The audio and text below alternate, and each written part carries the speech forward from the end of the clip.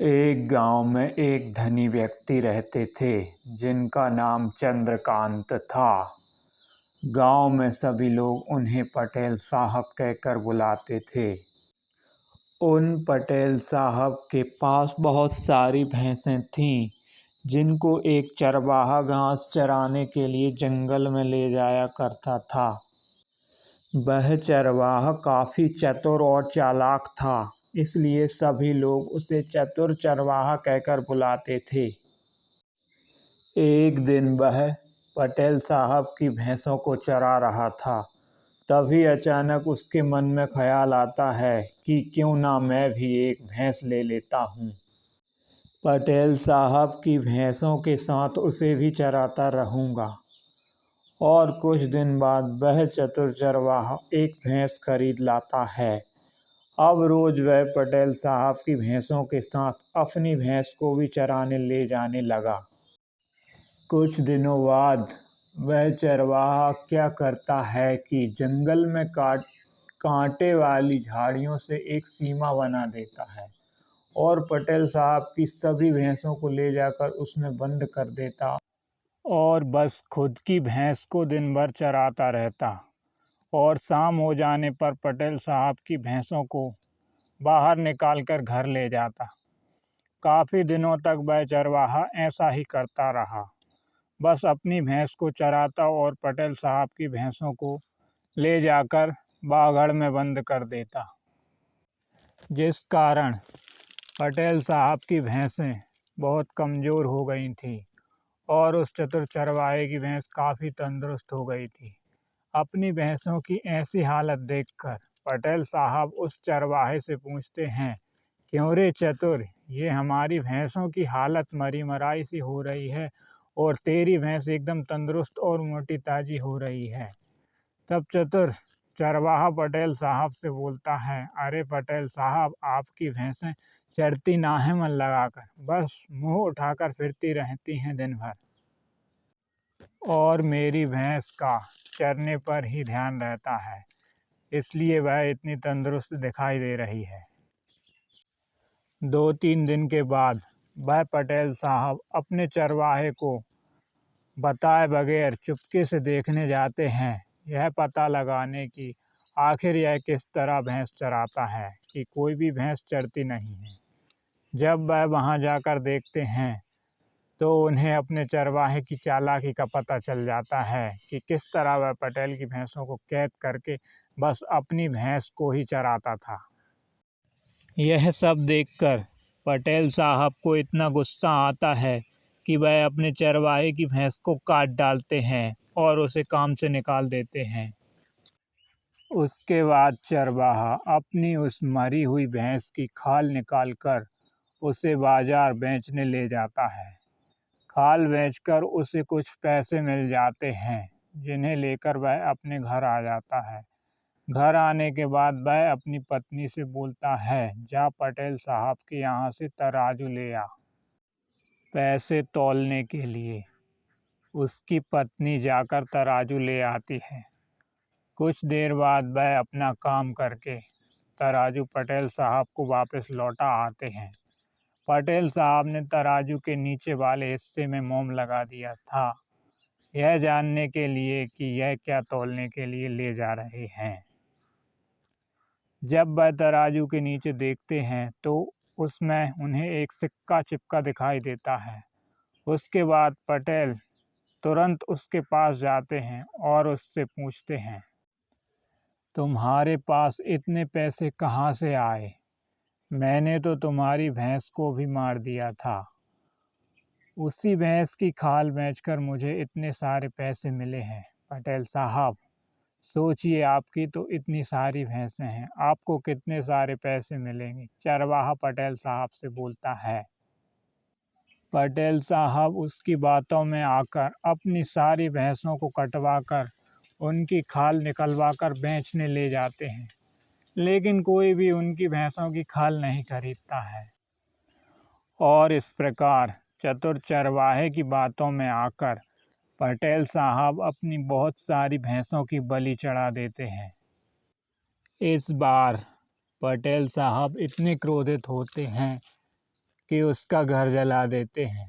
घर जलने के बाद चरवाहा उसकी राख को झोली में भरकर और झोली को गधे के ऊपर लटकाकर गांव से पलायन कर जाता है।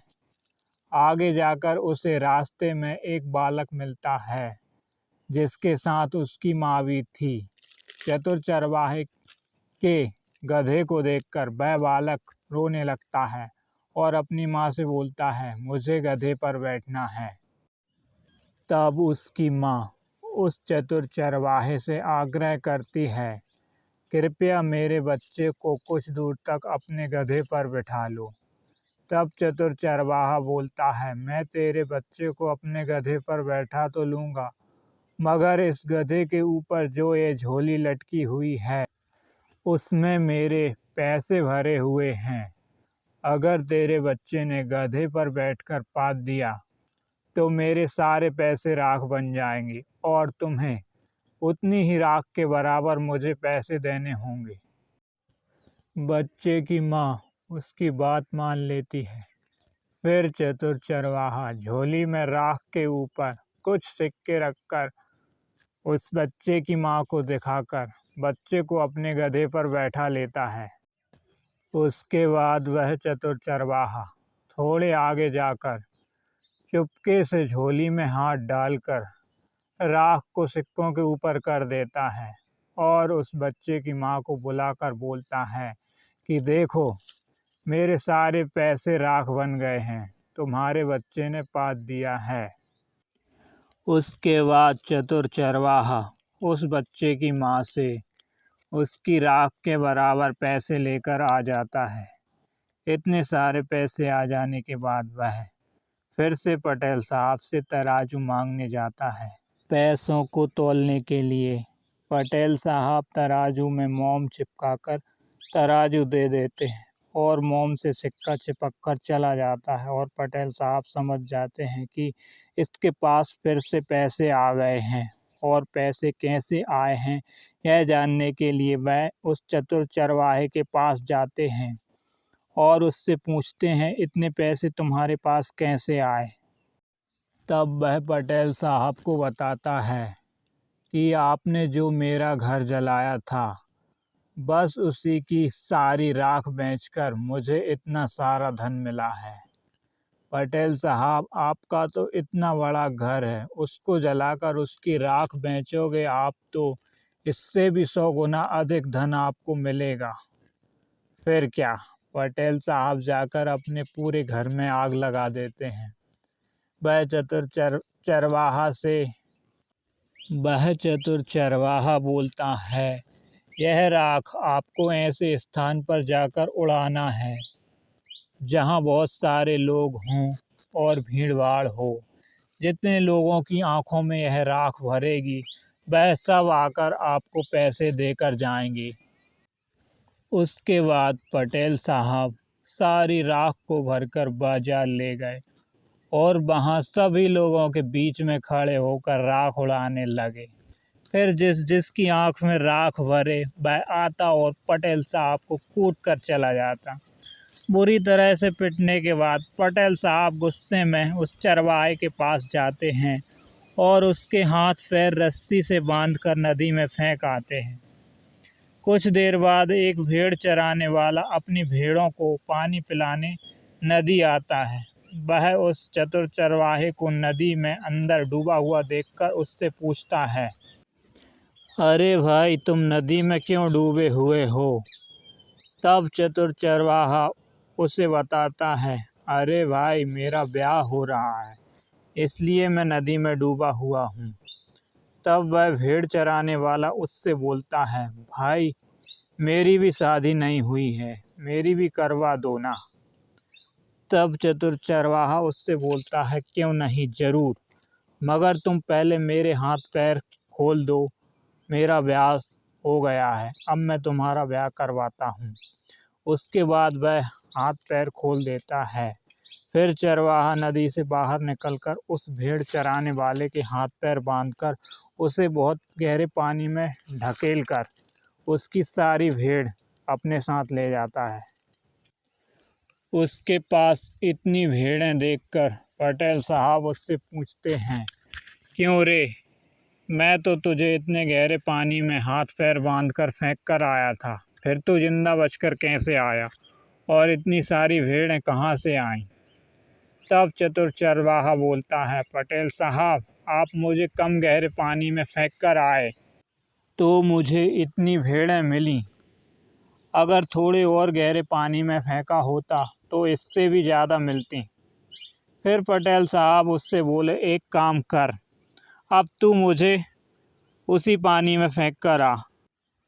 फिर वह चतुर चरवाहा पटेल साहब के हाथ पैर बांधकर नदी में ऐसी जगह फेंक कर आता है जहाँ सबसे गहरा पानी था।